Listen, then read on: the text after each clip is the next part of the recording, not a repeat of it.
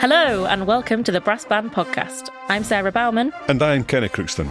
And together we're here to talk about all things brass banding, from the unique individual stories to the innovative developments and the future of this musical culture.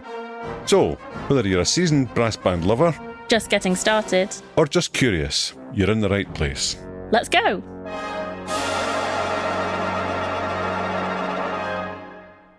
Welcome back to the recording studio, Kenny. It's been a while, nearly a year. It's flown by. This is what happens. Every year goes faster than the one before it, doesn't it? So yeah, it's terrifying. So we're back for series 2, which is very exciting. Last series was all about the brass band archive, looking back at brass banding culture and fun artefacts. But now we think it's time to look forward. And it couldn't be more contrasting, really, could it? So, but that's great, isn't it? We like to do things a wee bit differently. It's been a pretty amazing year, though, isn't it? Before we look forward. Yeah. Before we jump into what happens next. For new listeners who don't know us, Kenny and I both have the privilege of working for Brass Bands England. It's always busy at BBEHQ. We've always got a lot going on, but there's been some amazing highlights over the last year, for sure. Yeah, and just after the last series went live, of course, we had the Brass Band Conference in London. Very successful. Yeah, it was fantastic. A really vibrant event, lots of interesting conversation, lots of worthy award winners. Just a nice place to be. And a fantastic keynote, of course, very inspiring from Shri Sriram. Really putting brass bands in perspective. Yeah, totally. He has a very unique viewpoint on that. He's worked with brass bands a lot, in particular with the Hammonds Band. You know, he comes from not from a Western musical background, and to kind of merge that, not just in terms of the sound, which is amazing, and hearing Indian instruments alongside brass band is a beautiful, beautiful sound, but also kind of just the culture of creating music, merging all of that and his approach to that. It's really fascinating. And amazing to know that he's got more in the pipeline. Definitely. So really looking forward to that. And if anybody wants to hear that full address from Shri, it can be found on our website. That's bbe.org.uk/conference. Of course, into this year, we had the Youth Champs in Hull. Really inspiring event. Record numbers. 40 bands in one day is a lot. It was a lot, and it was just wonderful. Everyone from their first time at an event like that, their first proper big performance on a proper stage with an audience, right up to the incredible level that the championship section has to offer, and everything in between. Just absolutely amazing to see all of those young players and the people that support them. It's always a fabulous day. It's great to see the number of players involved. You've got 1,300 young people giving everything on a day like that. It's taken probably a couple of years for the culture to recover from COVID, really. And I really think that we're now at the stage again where the standard is really back to where it was. There was a couple of years there, but we know the bands had a lot of upset and lost a lot of teaching time, and it was difficult for them. But I think the standard is really back to where it was before, and as good as ever. In many ways, the future is extremely bright. Yeah, definitely. Seeing some of those players, there's a lot to be excited about. That's really, really great. And just a few weeks ago, of course, we were in North London for the Youth Fest. Different type of event. Yeah, definitely. It's much more focused at the beginner level. It's on a Friday, so it's a bit more accessible to schools. It's part of the day. Players take part in workshops. They all watch each other. So that's a really important part of it, that they get to see their peers from other bands playing. It's just such a great vibe on the day. It's a very specific environment that we've wanted to cultivate there, and it's about it being a fun, joyful experience. Wonderful day. I always think the best part of that day is the experience that the young players have of listening to other bands at, similar or possibly higher level than they are.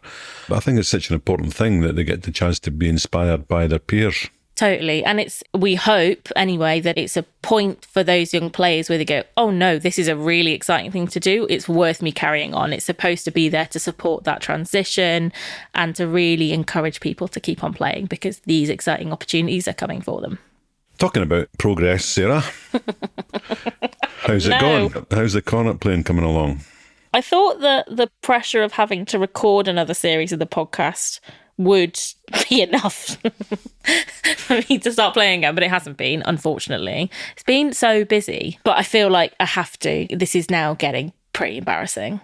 Yeah, I think we're at that point. How long is it you've had that instrument now? About 6 years? Yeah, we're not far off that. Yeah, I mean, you're needing some valve oil for it. I'm quite happy to be publicly shamed at this point because it is deserving. So can we feel an actual challenge coming on here? A bit of a forfeit, perhaps, if you don't do something? I feel like I need some consequences at this point. Yeah. I think we're going to have you on the final episode playing. It's up to you how good it is. So if I've played or not, I've got to play on that final recording. I think it would be a nice to have, at least. Let's just clarify it a bit further. If you haven't been practicing enough, we're going to have you on there. Okay. We'll audition you, and if we think you're really good, but not quite ready for national prominence, we'll let you progress a bit further.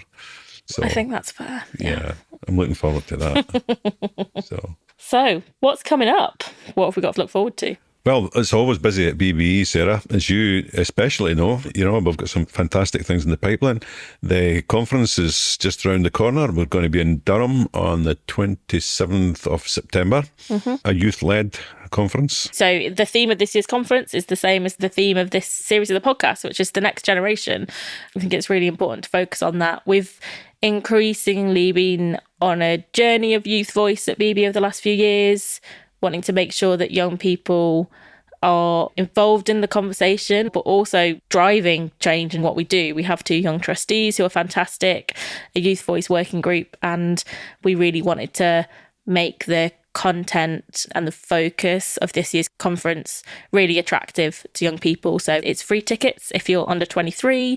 We have a travel bursary to help you get there. There's lots of really interesting sessions and opportunity, and our panel discussion is all focused on the next generation of brass band leaders, and we've got lots of young people in various different positions who are going to be talking about what they need from us, from the sector. So, moving on to the music in this series. Throughout the series, we're going to be listening to some clips of wonderful brass band music, courtesy of World of Brass. This series, because we're focused on the next generation, all the music that we're going to be playing is by living composers. So, here's your first track.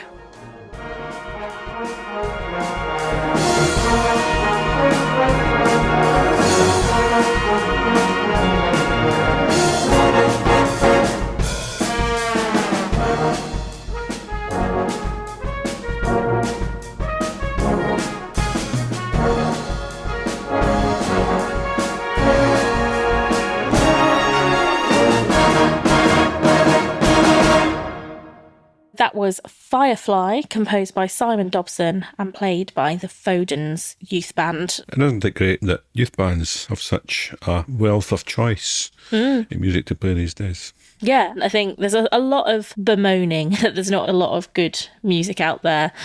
It was not difficult to pick lots of good tracks by new composers. I have to say, there's tons of great music out there. You just need to make sure you play it.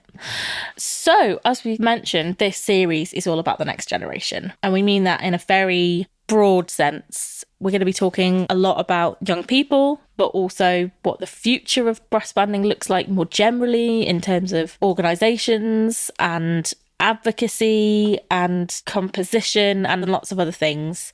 Really, it's a series about looking forward and what we should be doing and what we need to be doing. And it actually brings you to the big question. What is a brass band, Sarah?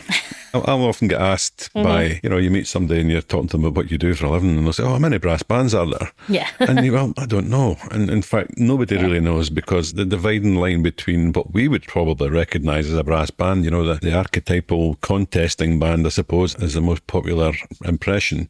And what a lot of people still have as their brass band, that can be very, very different.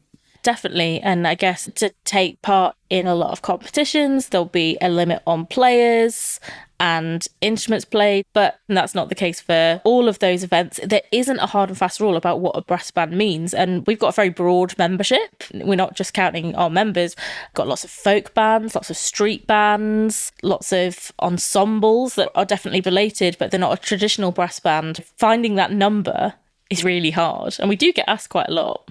Just a few weeks ago, I was actually delighted to be asked to play with the Astley band. Oh, yeah. The sense of purpose that that band has is remarkable. It's actually a blend of Astley Youth Band, Astley Unlimited Band, which is a daytime band, and they have a choir as well. And the choir actually sang during the performance as well, and they were really, really good. But just sitting amongst that band, and you've got the fella sitting next to me was probably even a few years older than me, and I was sitting next to a young girl who was very much a teenager. And just to see the mix of generations in that band, mix of standards, some really incredibly good players there, some relative beginners as well, some adult learners in the band as well. But the sense of community there is summed up what is best about brass banding. Everything was there, a whole spectrum of society, probably professional people, retired professional people, people still at school, people getting ready to go to university, you know, a whole stretch of the community there. We had a really enjoyable programme. It was a bit windy actually outside, the music was blowing all over the place. But I'll tell you what, it's a long time since I enjoyed a couple of hours playing outside as much as that. Community is so much part of that. And I think the word brass band and community are so intertwined for so many people. And for lots of people, it can feel really frustrating that competition and brass bands are so closely linked. I think most of the people that I speak to would consider themselves community bands. They might happen to take part in some contests, but that is the overarching descriptor that they would use. That is the most important thing for lots and lots of people. I think it's changing though. Certainly contests is changing. Contests are disappearing. You know, bands' ability and appetite for going to contests is changing. It's expensive to go to a band contest unless it's on your doorstep. Hiring a coach for the day, if that's what it requires, you know, it's expensive to put an event on. You've got to hire a venue, you've got to get your volunteers there, get your judges there. It's an expensive business. And I think the sense of purpose about brass band contesting has changed as well. I think bands are actually given a lot more consideration to why they're going to contests. I see this as a bit of a COVID thing. I think that gave people time to think. And a lot of bands, I think, did actually stop and think, well, why are we doing this? Because they weren't able to do their week-to-week banding. They were possibly having their Zoom calls or their Teams calls or whatever they were doing. They might even have been meeting up outside somewhere in a car park and doing a bit of playing there. But I think it's given people a different sense of purpose. And I see the competitive landscape changing quite rapidly, actually. The appetite for people to go and sit and listen to the same piece getting played, you know, a dozen times, 20 times, whatever, any number in between, I see that certainly reducing. I think there was a turning point during COVID where organisations and individuals reassessed, and a lot of bands went from 2 rehearsals a week to 1. People reassessed what their day and their week looked like. People's lives are busier, they're juggling more. It's hard work and it's a big commitment to be part of a highly competitive band that is contesting a lot. But there is a financial climate as well that definitely impacts this, and an ageing population that isn't able to retire as early as they were. All of that, I think, plays into this. But people have maybe a greater expectation of what a contest or an event should do for them, and I think that voice is growing. It's not enough just to take part. They want to feel valued and they want it to be positive, and that makes a difference too. And I think bands are making choices based on that. Yeah, and it's good to see things like the new Red Admiral contest in Lancashire coming through, but a much younger organising team. Yeah. And I think that's a really important thing. I mean, it sits very well with the theme of this podcast and of our conference this year. Having younger people involved in the organisation of things is great. You know, there's loads of experience out there amongst people. And let's be pretty honest, predominantly men who have traditionally organised band contests for 170 years. But there can be a tendency to continue to do things the way that you've always done them, unless you keep fresh blood coming into the organisations. And I think that's one thing I'm really excited about, seeing that, like a new event like that. And it deserves bands to support it. And let's hope they continue the success they got last year and build on that. One of the really exciting things that I'm seeing is bands being more diverse in their approach to what their offer is. Like Astley, they do have a choir that they run and a daytime band, which is really, really growing in popularity for people who are retired or have care responsibilities or have shift work. It's a different opportunity for them. But also having a swing band, having a jazz band, having a band that is a bit more of a pop-up or a scratch band, and they're all part of the same community. And I think that really helps to diversify who you can have within your organisation. And that's only going to be beneficial because ultimately not everyone is going to want to play twice a week on an evening and do gigs a decent chunk of weekends. That will just block out a lot of people automatically, even if they want to do it. And in organisations like what you're talking about, it brings great strength and sustainability to the organisation as well. And if they see perhaps their championship band as their pinnacle of that organisation, that's fine. But you've got to remember, that's only maybe 30 to 35 players amongst that. But some of these organisations have got a few hundred members now. Yeah. And it's fantastic to see. I was really delighted earlier this year to see the success that Amersham Band had at the Spring Festival, and to be making the British Open debut this year. And it's only 6 or 7 years ago I went along to one of the rehearsals, and to think that band 6-7 years later was going to be playing in the British Open is remarkable. I mean, what an achievement. Paul Fisher and the rest of the organisation, what they have pulled off is really sensational. Absolutely. It's a wonderful story that Wordplay have captured really beautifully in a documentary that they've done. We can watch that on the Wordplay platform. Community is at the heart of what they do. They have 10 bands now, I believe, and a really, really dynamic range. There's constant demand from all ages to be part of that organisation, and it is possible. And they're not in heartland banding country by any stretch of the imagination. They're a really, really wonderful example. And a brass band at the centre of their community, which has to be the first prize for almost everybody when you think about it. So is the single band organisation dead? Is there any future for them? Oh, I think there's got to be future for it.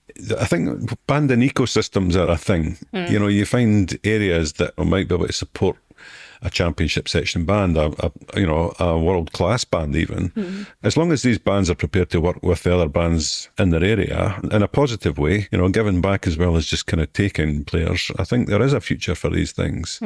But it needs formal arrangements, it needs people to talk to each other. What we need to do is actually remove centuries, a contest and rivalry in some case. It needs a lot of trust, and it needs them to really work collaboratively. When you're in a competitive environment, that doesn't feel normal. And, the swear jar in our office is poaching players, particularly in the education team. It's something that makes us shiver. But that is so much of the attitude that is still out there. We can't work together, or we can't signpost because they might steal those players from us. And actually, it's kind of not the point. What's best for the player, if you're all working together in a healthy way, there should be enough room for everyone. It does take a big leap of faith to get there. So I think it's about time for us to speak to one of these banding organisations that does exactly what we've just been talking about. Shepherd Band in York have a multitude of options for lots of players to join of all ages and abilities. Kenny's going to speak to Craig Brown, their youth band musical director and trustee, and Richard Wilton, their senior band musical director, to find out more about what makes their organisation special. Good afternoon, gentlemen, and welcome to the Brass Band podcast. Good afternoon. Good afternoon. Good to see you. Richard, without question, this is one of the most successful brass band operations in the country.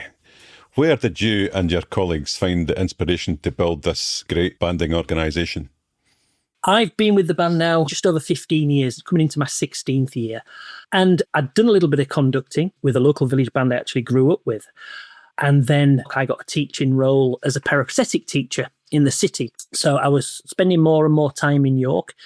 The Shepherd Brass Band musical director's job came up, so I went for that. And I guess the rest is history, but I think the inspiration definitely comes from speaking to the committee at that point and listening to their visions as well. So it wasn't just me coming and saying, this is what we're going to do, off we go.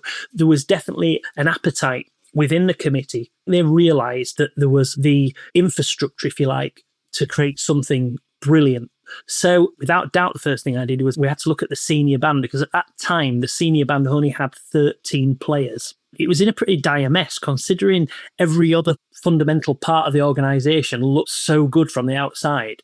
The actual band was in a mess. So the recruiting started straight away, building up the band, making sure that we had a band that was worthy of the name, etc. And we got that done within record time. I actually remember talking to the committee in my interview and saying, my plan is I'll do a 5-year stint. I've got a plan for 5 years. And then after that, I was thinking there'd be other projects and other things I wanted to do. And here I am 15 years later. But it was really, as I say, the way that I was backed by the committee, the management team, if you like. We needed to strengthen. I looked straight away at what was happening underneath. And we had what we call the concert band, which is like, I guess in banding terms, we call it a B band. And they were thriving. They were doing brilliantly. They had really good membership. They were doing all the concerts. They were really keeping the senior band afloat. They were keeping the organisation afloat, if you like. And then below that, we had a learners group as such. I wanted to be involved at every single level. That's just me. I don't want to turn up on a Tuesday and Friday and, eventually find out what's going on elsewhere. So I do spend nearly every night of the week in the band room, and it's just been part of it. It's my life. It took over my life straight away. So it was just getting the right people in. We've got Craig with us this afternoon, and Craig was one of my very first signings. I signed Craig on euphonium. I actually went to a recital. I worked at the university as a tuba tutor, and I turned up to the recitals, and Craig was doing his master's on his euphonium. So I spoke to Craig. I hired Craig as a euphonium player in the senior band. I think he's played every other instrument in the band since. And he's now, I would rate as one of the best E-flat tuba players I've ever worked with. He's a super player, taking those euphonium skills. But what I found out really, really quickly, I got the Shepherd's conducting job. And I actually, at that point, thought, right, I've got to look at this as a full-time venture. So my playing, after many years at Grimethorpe, I handed my notice in. And I was really fortunate because on my last rehearsal, Elgar Howarth was taking the rehearsal. And I was chatting to Mr. Howarth, and he said, I understand you're leaving, really sad, but understand you want to go off. And he said, get in touch with me, which I did on many occasions, any advice. But he says, one thing I'll always say to you, Richard, he said, no matter how good a player you've got for a position, if you've got 3 or 4 players auditioning for a position, don't just go for the best player. Get that person who's going to be the right fit, work for you, do everything you want. And I was really fortunate with Craig because he was a great player, but I knew straight away that this was somebody that would be sort of shoulder to shoulder. We could do so many things. We got on brilliantly well, but I just could see the vision. So a lot of it was about getting the right people in, which I did. We've got a great team. For 15 years, it's been the same conducting team throughout all our bands. The personnel hasn't changed. And I suppose the one big thing at that time, me and Craig also, he come out of his degree course and he started working with me in the city of York as a peripatetic teacher. York still is in a bit of a mess when it comes to brass playing. I think at the moment we've got 2 peripatetics on the road in the whole of the city of York. So it was actually a case of me and Craig going and just bringing all our pupils, getting everybody down to Shepherd's. This is the place to come and further your playing. And very, very quickly, actually, it wasn't a slow process. Very quickly, we just started to build the youth side of things. The younger generation was coming through the door to the point that sort of a year, 18 months in, we sort of sat there, as we do after every rehearsal, having a cuppa together, and we just sort of looked at each other and said, we need a youth band. Craig will correct me, but I think we took the 6 oldest children out of the beginners band. And we're really fortunate because Porter Cabin supply us with all our rehearsal facilities. They're second to none. They're just unbelievable. And we took them to a big spare Porter Cabin. We went into there and we said, you are the youth band. And Craig, no doubt, will tell us all about the amazing things that they've done in the last 10 years. But that was the creation. When you've got nearly 200 members, just the things that you're able to then start to create, and all these bands are born. I remember one of the older players in our B band, the concert brass, said to me, we never get to play a test piece. And I'm always very jealous when it comes to the area time and I hear the senior band rehearsing.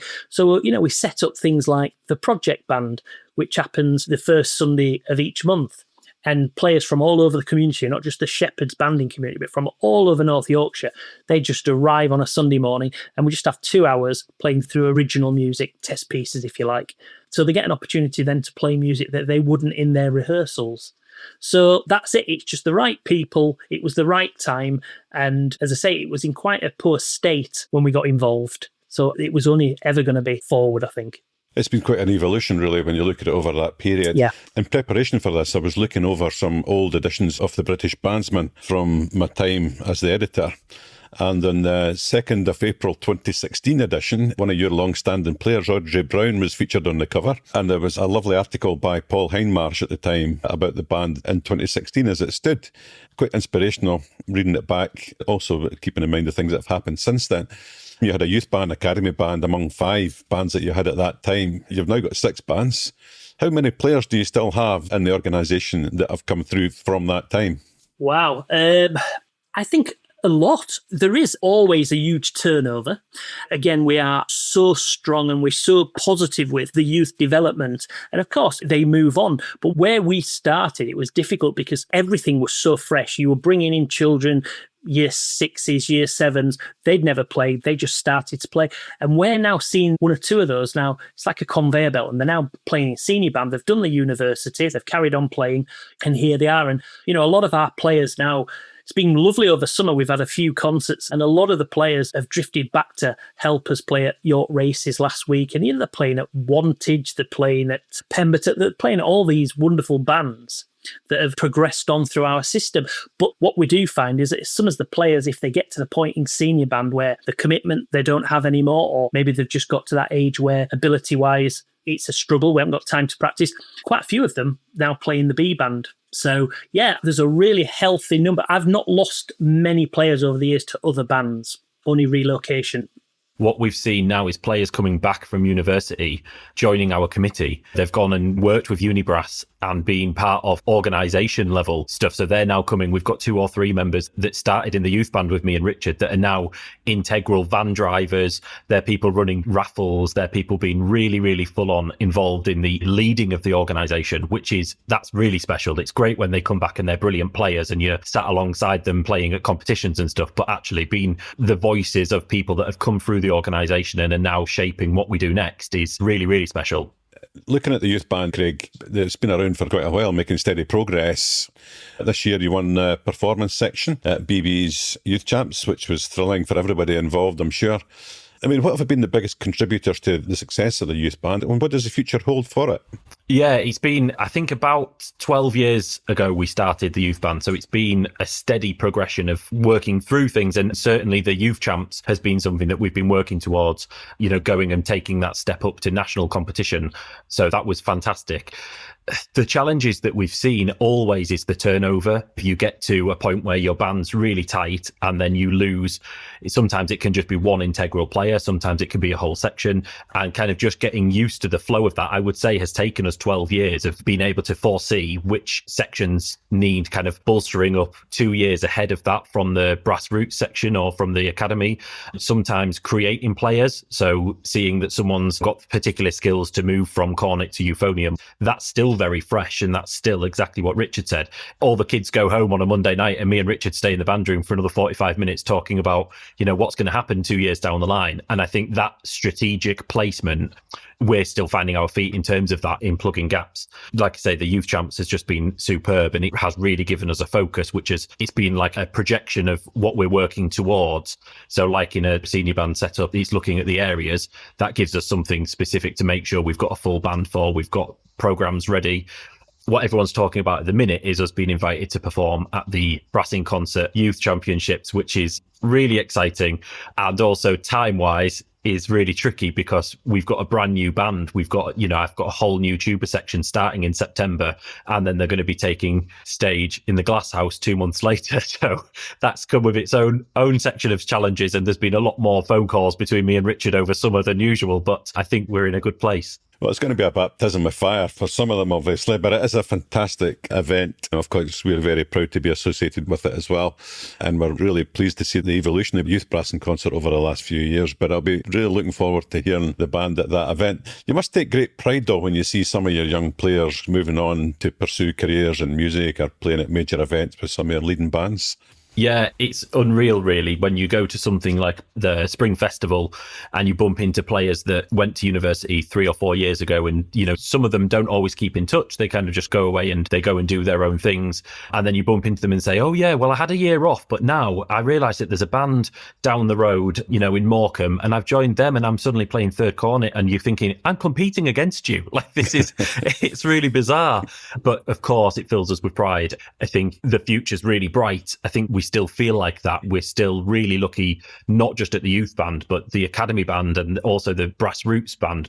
We've got really strong succession of players coming through. And you mentioned Audrey, who was featured in the Bandsman article. She is still going. She's there and she's leading from brass roots and giving that really traditional values-based learning, bandsman training right from the offset. So yeah, we're really privileged. It's great to hear the intergenerational stories like that within organisations. Looking back to 2016, Richard, you spoke in that Bandsman article about being seen at the time as almost an opposition to the local music service.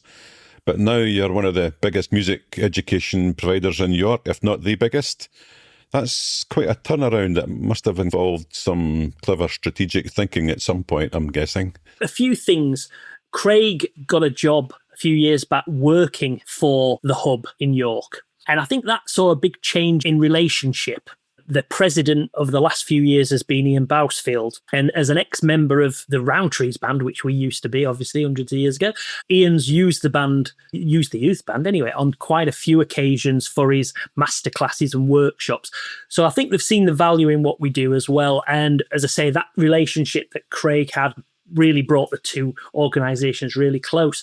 I work for the hub as well now. Part of my job is delivering tuition for them as well.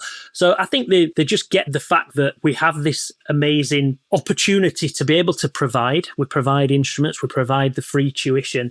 And as I say, we collaborate, we get together. It's been not so much strategic thinking, but I think a little bit of luck along the way as well.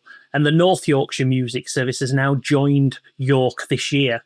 So we're really fortunate because we've got people like Ryan Watkins, who's very much at the helm of the music surf in North Yorkshire. Again, a former member of the Shepherd Band, a good friend of ours. So we're all pulling very much now in the same direction. I think they just see the benefit of it, Kenny, to be honest. I think one of the biggest challenges that banding has faced in general over the last 40 years, but probably more especially in the north of England, has been managing the transition from industrial supported banding to community driven. As you said earlier, you were formerly part of the Rowntrees chocolate empire, but Shepherd seems to have managed this transition better than most. What's been the secret to that? I think the support of the Shepherd company has been absolutely fantastic, and it was a company support. But I think Craig would agree, very much the drive of one particular member of the Shepherd family, Patrick Shepherd, one of the brothers. He just has a real love for the band. It's his passion. And unfortunately, but inevitably, the Shepherds family have nothing more to do with Portakabin, where we rehearse. We've been very, very fortunate that the new company that own Portakabin are very happy for us to stay there and thrive on their site.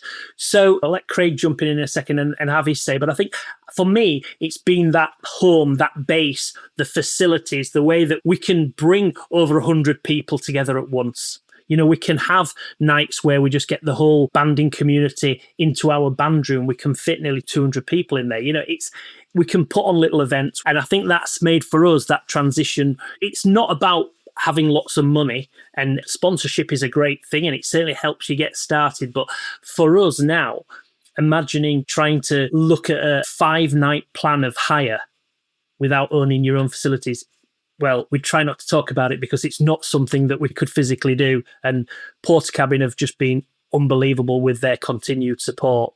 Yeah, I'm the treasurer for the banding organisation as well. So I wear a couple of hats, but we've got a great relationship with the site that we work on. We've got a great relationship with our audiences. We've got great relationship with our parents, with our members. And I think the kind of cycle of support is really strong.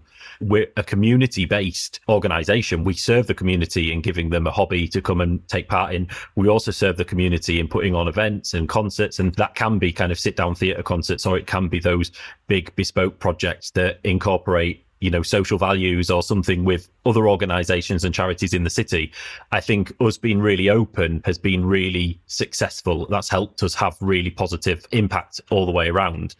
Although we are still Shepherd Brass Band, we no longer receive any funding. So we're not kind of a funded or sponsored band, but for the finances, we're fairly confident that we're okay with our turnover of concerts and audiences and projects, and subs go some way in that. We're an organisation where not all bands pay subs. The Monday night bands, they pay subs, so they pay towards the cost of musical directors. But the other bands, we see that their part in our organisation is going out and doing the concerts that bring in the money. So we're quite fortunate in not being in a position where we're chasing money, but also not going and spending too much of it either. I mean, obviously, you're very, very closely connected to your community in York and the surrounding area. And these community connections are enormously important to you. But how do you balance these with some of the more traditional brass band activities, like your contest season that we're just about to embark upon again? I think it's really helpful that we have so many bands. We have the concert brass that is very much at the heart of our community. Over 40 players. They're quite unique. Craig will be sat chuckling, I'm sure. They're unique in their approach to entertainment. I don't know how you would describe it. Some people would call it more of a party band. It plays modern music. It plays pop covers. It has some brilliant success doing 60s and 70s concerts and things. But they are a traditional brass band. And they sort of cover this period, really. I think it overlaps really nicely because while we're in the throes of the area and the Spring Festival, which is pretty much our contest season, then Concert Brass are out there earning money doing those traditional concerts. They're in really high demand. They could fill virtually every weekend of the year with Concert Brass. There are so many people wanting them because it is quite a unique brand of entertainment that they bring. And then we can sort of wade in there with you. We've got Wallace and Gromit coming up in October, which is now sold out in the university. We've got the Corey band coming up the night before Brassing concert, which is just about sold out. And then we're back in there for the Snowman. So we've got a real powerhouse of an autumn. And then that leads us nicely through Christmas. And then we can come out of the back of that into contest season. And as I say, concert, brass, youth band, they all take over, carrying the heavy lifting, really. Looking back to that Bandsman article in 2016, one of the things you spoke about was the pressure of staying in the top section and how that eats away at some bands adversely at the time. Do you think anything's changed? And how did Shepherd's organisation feel about that particular viewpoint now? I still stand by those words.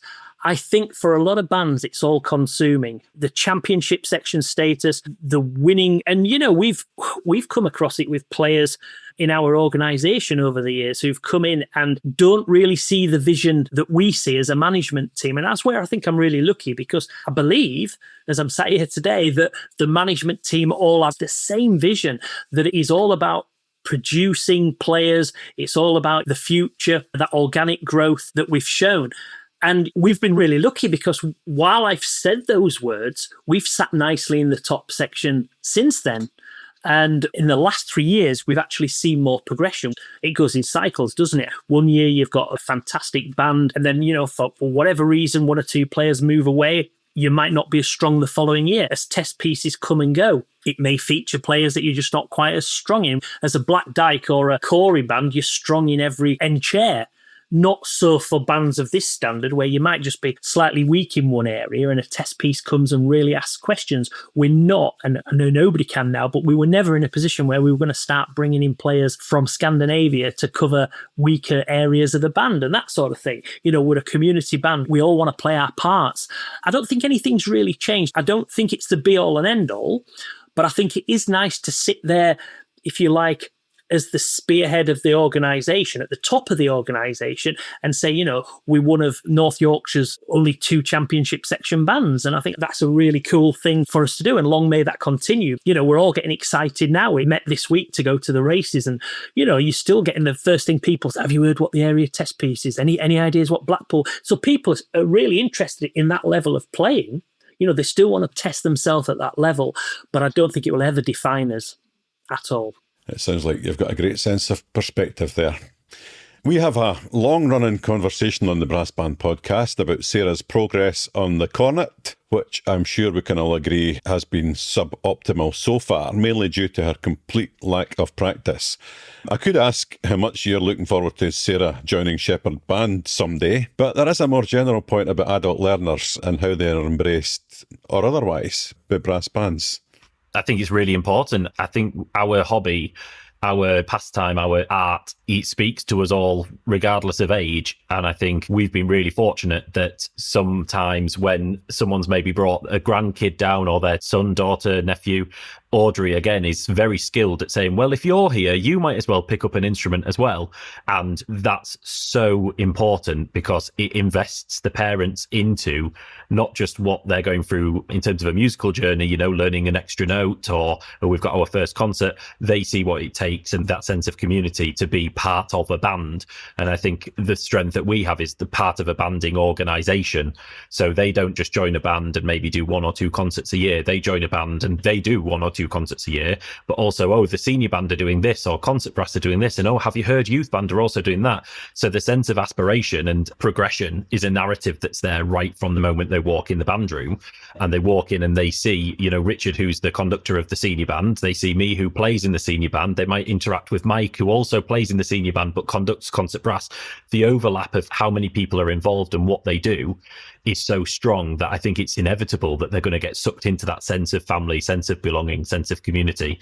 We've also had adult learners that have come and they have just engaged in that 1 rehearsal a week, and that's enough. And they speak to us and say, I really look forward to a Monday night because that's my respite. I'm a doctor or I'm a surgeon or a taxi driver, but I come to band on a Monday night and that's when I do my hour just for me. But also far more often than not, we see those players that have come on a Monday night, front row seats at every concert for every other ensemble and cheering the loudest when there's success. And also the first people to ask, how did it go at the weekend? They really do embrace everything that Shepherds is about. I always say that there's a band for everyone, regardless of your level of ability or level of ambition. It sounds like you may have all of these bands within your own organisation there. What are your ambitions for the organisation, though, over the next 5 or 10 years? I think from my point of view, it's always to build. I don't like the thought of staying where we are as an organisation. I want new projects. I want new ideas. Some of the projects that we've run over the last few years have been fantastic, whether it's been involving the children and adults from the deaf community or whatever it has been. There's just something out there. It's the next thing, and I'm always on the lookout for the next thing. But I think just building, I would like the senior band to improve. I would like to maintain the championship section status, as we've already talked about. But again, just want them to improve musically and as an ensemble. I've got real aspirations for the youth band. I know that's Craig's baby. He'll talk about that. But I want to see the youth band really rubbing shoulders with your youth brass 2000s, your Wardles. I want them to be up there at that level. And it would be real kudos for the city of York because it's quite insular. We're a long way out of the way. And I think to have a band representing us at that level would be amazing. But I think numbers, I always get quite excited about the numbers of people learning to play. If I go down on a Monday night and I can't park and it's so busy in the rehearsal venue, then I'm buzzing. And it's just that conveyor belt, new people coming through the door. I find that so exciting. And that's the thing that really gets me motivated. So yeah, just progression, Kenny, for me. Just keep pushing and getting bigger. I agree. The only thing I'd add, I think our players are really lucky to get the diet that they get in terms of playing traditional music, playing new compositions, the projects that we've been involved in. Richard mentioned there, the deaf community teaching that we do on a Monday, amp generators, working with Katrina Marzella and being part of promoting female conductors. My players have sat and experienced that as young brass players. That's something that I certainly didn't experience. I'm sure, Richard, it's a total different landscape and forum that they're taking part in. So giving them that diet to take forward when we think of where we've been in the past 10 years, where those players are going to be in 10 years is really exciting. And I think we're really keen to keep putting those projects in front of them and keep exposing them to high quality and varied things that some people might think brass bands couldn't or shouldn't do. And again, that's alongside things like the Durham Miners Gala, where they go and take part. They're in your typical Remembrance Sunday marches, St. George's Day march. They're doing all of those things plus more. So I think if we can maintain that and expand it, like Richard says, I think we're on a really positive future ahead. And just a final question for both of you. What are your ambitions for brass banding in general in the next few years? It's really difficult because I think certainly social media has changed things dramatically, and I don't always think for the best. Yes, used in the right way is an unbelievable tool for the brass banding world, but I would just like somehow to see a little bit more closer relationships between banding organisations. There still, to me, seems to be a lack of that, and I think it could be so productive. The one thing that is screamed from the top of the hilltops, if you like, by a lot of organisations in this country is the lack of players. So my parting comment would be, go out and produce them. Go find those players and turn them into brass players. Because if you don't, they'll do something else. Turn them into the brass players and let's really push for a future that's just fantastically brassy, I guess. That's all I would say. I totally agree. And Richard stole the words from my mouth. I suppose as an educationalist, linking music education and funding for music education, the children are there. I think we're still in a position where it's the children that can afford lessons or the children that can afford to move through the ranks faster that get to the other side of that huge mountain of getting into competitive banding or into your high quality music making. If we were to provide every single person that comes to our organisation with a one-to-one brass lesson every week, I think we would see the difference. I think schools would see differences. I think parents would see differences, and I think communities would. So I think in terms of music education as a very wide area, if we can link up with more providers, if we could link up with more music hubs, more schools, that would certainly add a lot. Well, it's been absolutely fantastic to hear about your ambitions and your fantastic organisation, and I wish you every success with everything that you have ahead. Huge thanks, Richard and Craig, for joining us on the Brass Band podcast. Thank you. Thank you so much. So we're almost at the end of the episode. It's flown by. What have you got coming up, Kenny? Anything bandy? Well, we're just getting to that time of year, aren't we, when it all starts to get busy again. You have summer holidays and the like, and then you're straight back into it. And of course, from September to November, if you look at my diary, you'll see that almost every weekend has something. So yeah, loads coming up. Notably, from a personal level, I was reminded just recently that I last played in the lower section finals in 1980. So only 45 years ago. I was very young at the time, I have to say. I played in the second section in Imperial College in London.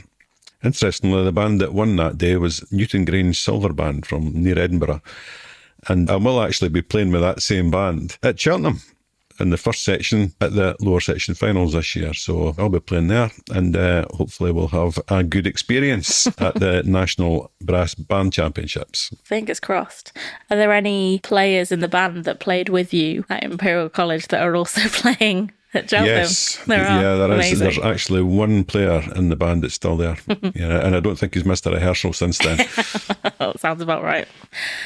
Well, all the best with your Cheltenham performance. Thank you. I'm sure it'll be great, and looking forward to hearing all about it on an episode soon. Next time, we're going to be speaking to the wonderful Dr. Anita Collins, who is a music educator and writer, and very specifically a researcher in brain development. So we're going to be talking to her about how being in a brass band positively impacts children in a way that you can really, really shout about. We'll see you then. This series of the Brass Band podcast is brought to you by Brass Bands England. Thank you to Arts Council England, National Lottery Heritage Fund and Youth Music for their support. Thanks also to World of Brass for the beautiful music they have provided. To listen to all of the music from this episode and so much more, head to wobplay.com. That's wobplay.com. To find out more about this series and the wider work of Brass Bands England, head over to our website at bbe.org.uk and follow us on social media. If you enjoyed the podcast, please leave us a 5-star review. Make sure you subscribe to avoid missing any of our upcoming episodes, and share your favourite moments on social media using the hashtag BrassBandPodcast. Thanks for listening, and stay tuned.